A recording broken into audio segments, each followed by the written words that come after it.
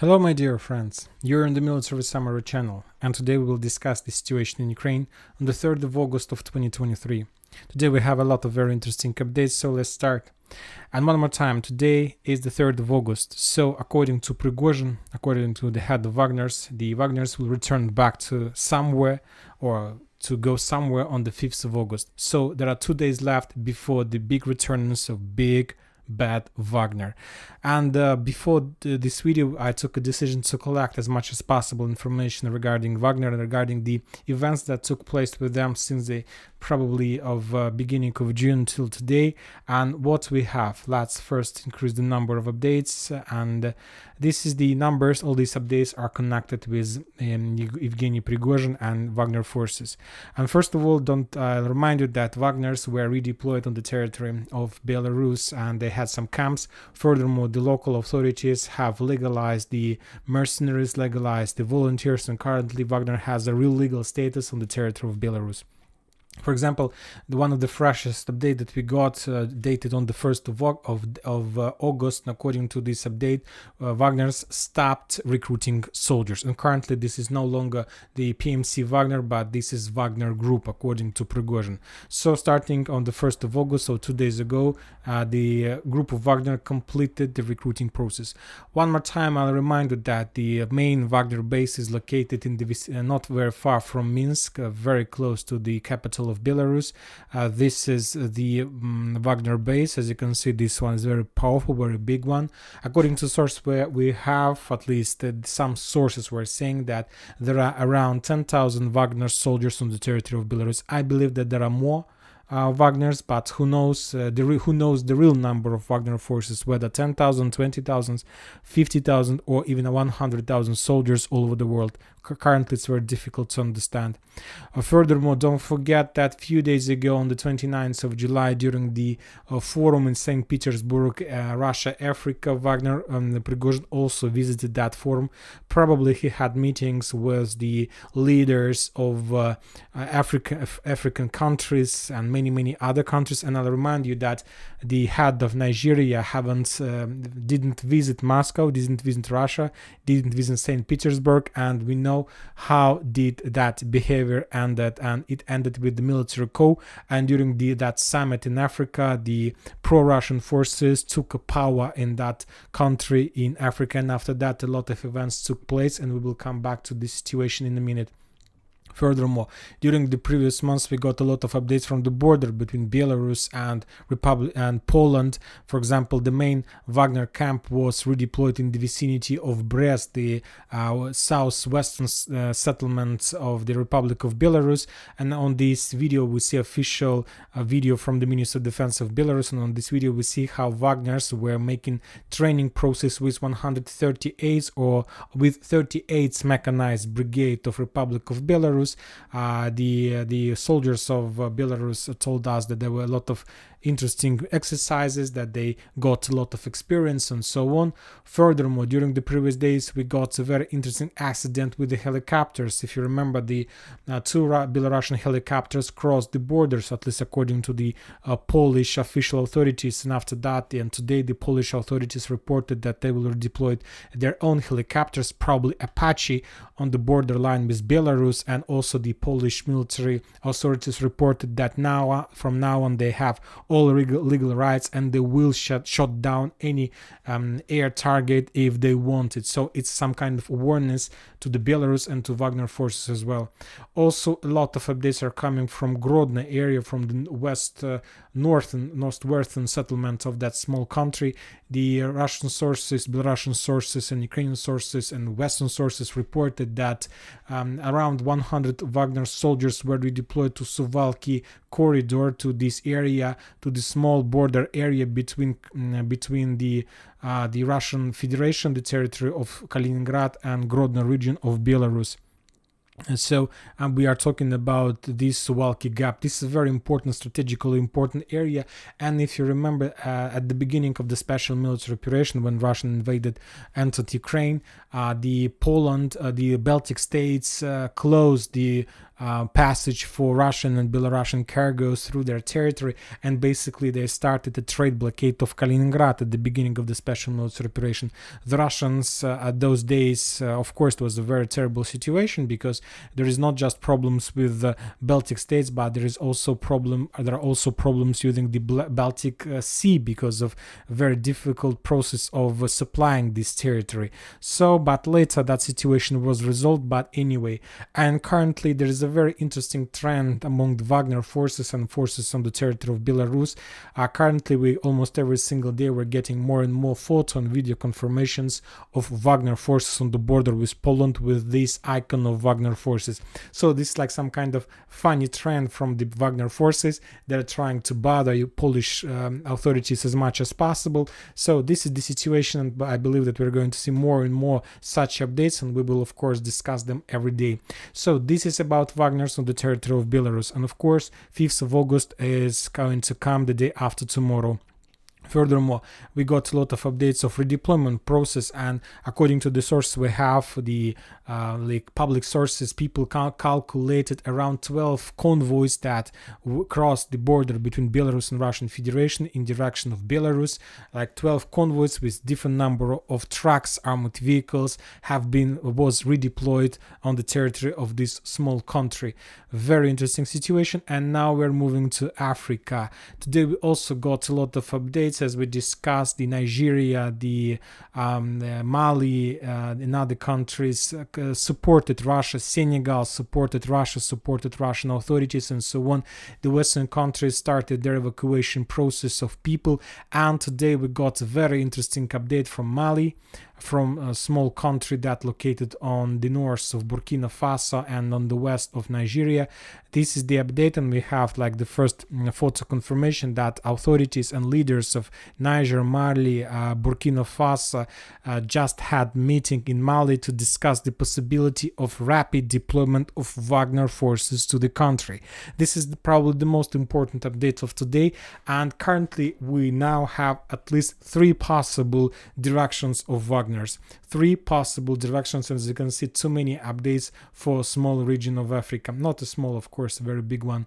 So 3 possible directions. The first one, that Wagner's will be redeployed somewhere in the territory of Ukraine, and according to artillery preparation, artillery actions and intensifying of artillery duels, I believe that maybe as a possible solution, the Wagners can be redeployed in direction of Kharkiv, and basically they were start offensive operation and storming process of this settlement, and Kupiansk as well. By the way, the Ministry of Defense today of Russian Federation reported about some progress in this area, that the Russians managed to develop their bridgeheads in the vicinity of small settlements like Oleshki, like Vilshany, like Travnevaya. Basically the Russians advanced to the south in direction of the main road that connects Kupiansk with Novoselovsk in this area.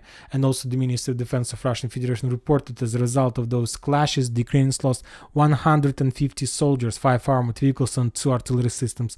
Probably those were the heaviest losses of the Ukrainians during the previous days. But let's return back to Wagner's. So this is the first direction to support Russian forces in Kharkiv area and in the Kupiansk front line.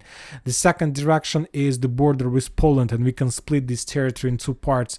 The first possible direction of redeployment of Wagner's is in direction of Kaliningrad, so to secure the Suwalki gap and not to allow the Western countries to cut this territory, because as I understand, because of the fact that the Russians established trade blockade of Ukraine, the Western countries probably think that they have legal right to start the trade blockade or cargo blockade of Kaliningrad, like an act of mirror response. And in this case, of course, the Wagners need to act and need to do something.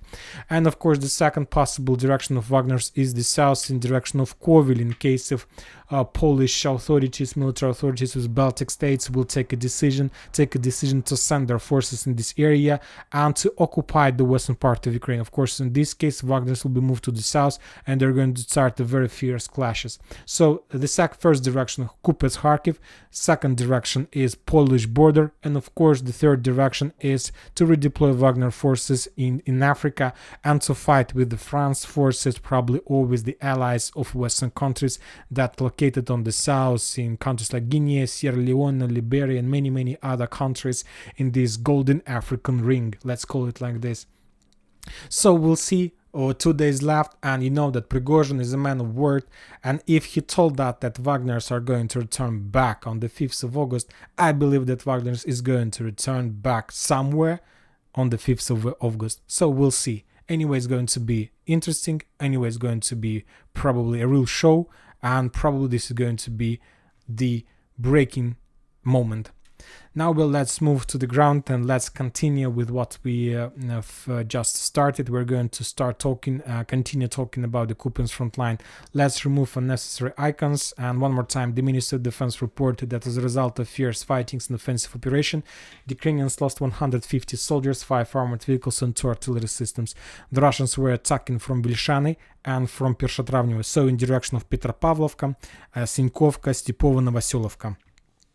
So what can I tell you about the situation? Probably the second important update from this area is that the Russians published the video of Ka-52 attack, and the author of this video claims that this event took place in the Kupiansk front line. So basically the Russians have redeployed at least a part of attack destroyer helicopters in this direction. We know the what kind of weapon is that, using the modern missiles like Vikhr and many other types of missiles that the Russians have within the distance of 15 kilometers, which basically makes these helicopters invisible for Ukraine air defense system. Now this type of weapon is here, so basically the Russians are ready to ruin and to destroy the Ukraine armored vehicles.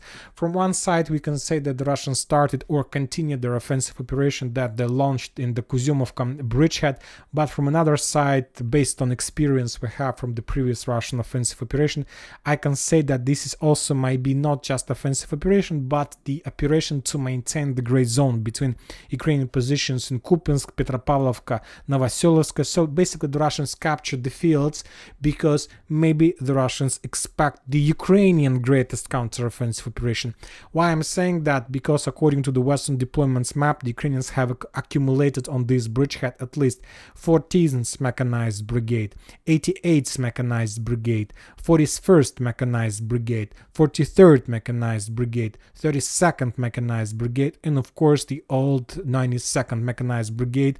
So 6 mechanized brigades in this area and no territory defense brigade. If the Ukrainians were planning to defend this territory, of course there would be more bigger number of territory defense forces and less mechanized forces. But we'll see significant number of mechanized forces, mobile mechanized forces, which main purpose might be to attack and to penetrate the Russian defense belt. For now, I can't tell you for sure what exactly is going to happen.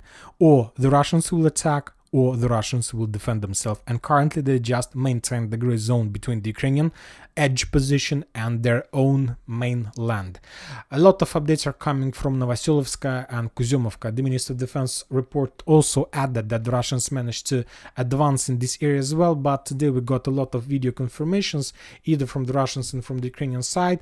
For example, the Russians published the video how they were bombing and shelling the Ukrainian positions inside the settlement. So this is a fresh video. This is not something that took place 2 months ago. This is like the very recent situation, very recent event, which shows that probably the previous speculations that the Russians managed to establish control over that settlement was fake, or just a small speculations from, let's say, military expert like Rybar or something like this. Currently, we see that Ukrainians control at least the southern part of that settlement. Furthermore, the Ukrainians published the video how they managed to discover and to destroy the Russian tank in this area. Russian tank. So this is another confirmation that there are still Ukrainians in this area, that they have control over this area, and that they are able to attack and destroy Russian tanks. The Russians from their side published 2 videos.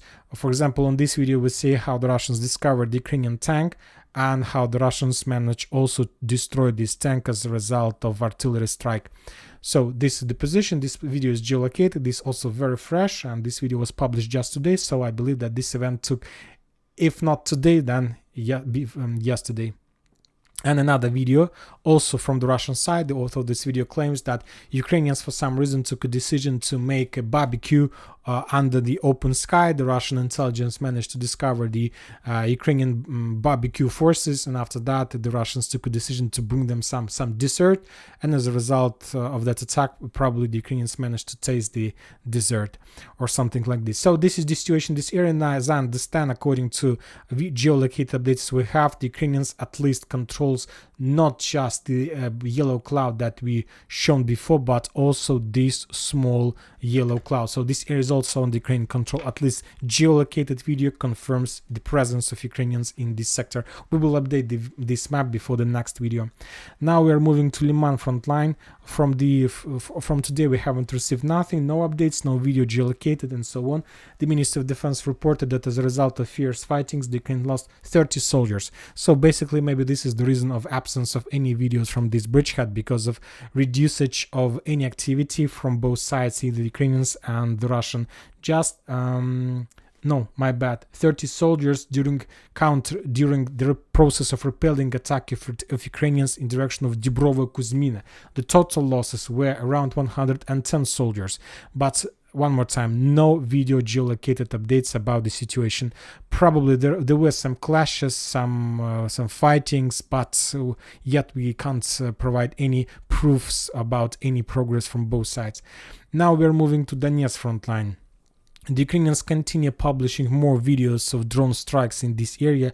We got just one update from the Russian Lancet strike in the vicinity of small settlement Khromovo that located on the Ukrainian side of these fields, and basically this confirms that Khromovo still remains under Ukrainian control, and the Ukrainians from their side continue bombing and shelling the Russian positions with drones and artillery system. On this video we see how the Ukrainians managed to discover, to be more precise, Ukraine AT's air mobile brigade managed to discover the Russian Buk air defense system, and after that the Ukrainians launched HIMARS, and using HIMARS that air defense system was destroyed.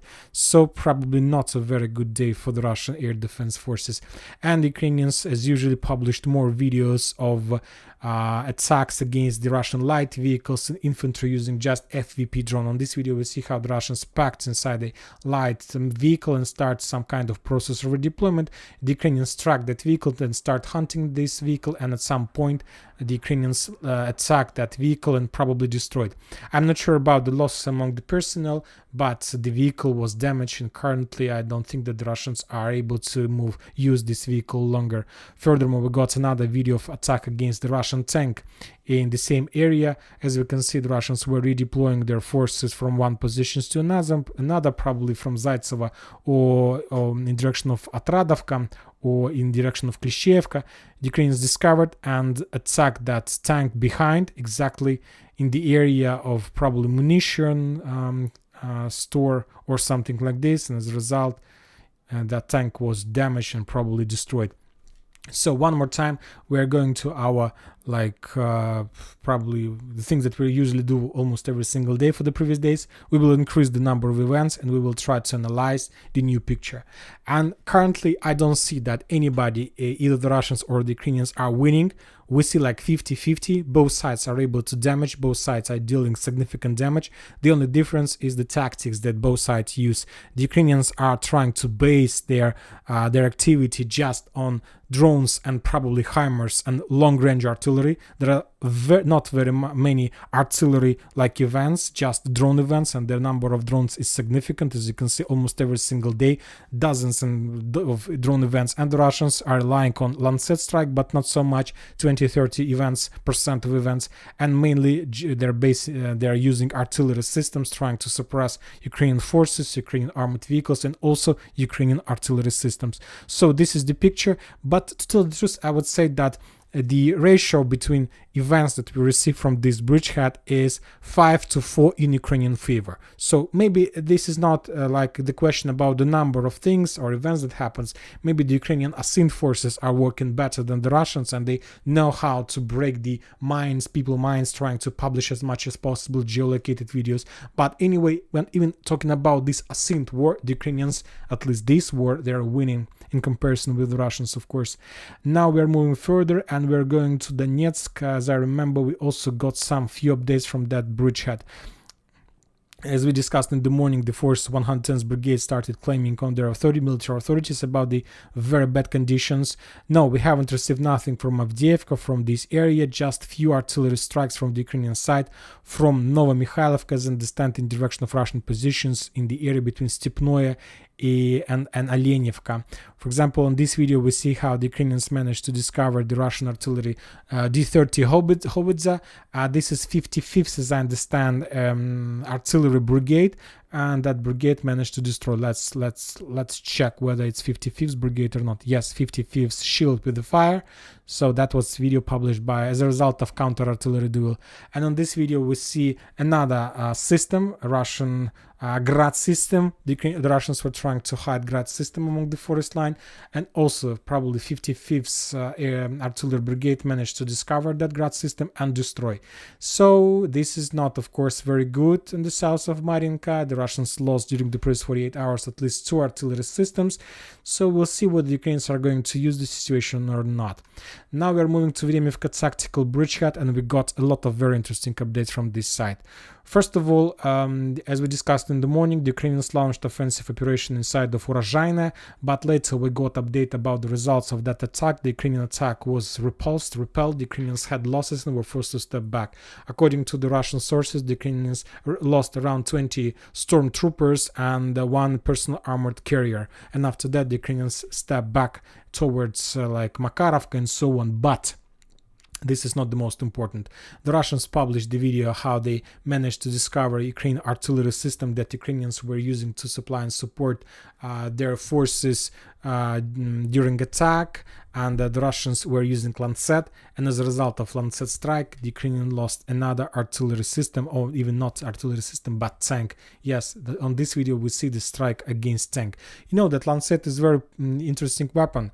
The Ukrainians need at least 2, 3, 4, 5 attempts to attack an armored vehicle or tank to destroy it, but the Russians need just 1 Lancet and 1 tank is going to be destroyed. This is not like a speculation, this is the fact that is confirmed by the experience we got during the previous days of special operation. The most interesting updates are coming from Staromlynovka. As you can see, the Ukrainians published at least 5 videos from this bridgehead. A lot of Lancet strikes in this area, a lot of strikes, a lot of attempts to ruin and reduce Russian possibilities and supporting and supplying this area, the northern area in Urozhaine and Staromlynovka, Staromayorsk. In this video we see how the Ukrainians damaged the track, and after that track destroyed and burned. So that track the Russians were using probably to bring some probably munition or something like this. On this video we see another truck was destroyed, or Kazakh or vehicle between the buildings, between the trees. The Ukrainians discovered and then they attacked, and probably as a result of the attack that truck was damaged and so on. On this video we see another supply truck that Ukrainians managed to discover, and as a result of drone strike that truck was also damaged or even destroyed. And more videos from the same settlement. The Ukrainians on this video claims they discovered tank or armored vehicle, also attacked and damaged it. And just one artillery strike, or not even a artillery strike, also another drone strike against another Russian armored vehicle or even tank. So as you can see, currently the Ukrainians, as soon as the Ukrainians forced the Russians to step back from Staromayorsk, and the Russians have control just over Urozhaine, this settlement Staromayorsk is reduced to ruins. There are no places where the Ukrainians can hide, can get their strongholds, and they understand that until the Russians have possibilities to supply and support their forces in the north using this small settlement Staromlynovka, the Ukrainians will lose the battle. The only thing they need to do is to suppress and pin down the Russian forces in that area, and if they can do this, if they can cut and establish fire control over these roads that goes to Staromayorsk, only after that the Ukrainians will be able to continue advancing to the south in direction, of course, of Urozhaine to force the Russians to step back to the south, and also from Staromlynovka also in direction of Zavitne Bazhanye. If we will increase the number of updates that we receive from this bridgehead since the 23rd of July, we're gonna see that Ukrainians are very focused in this area.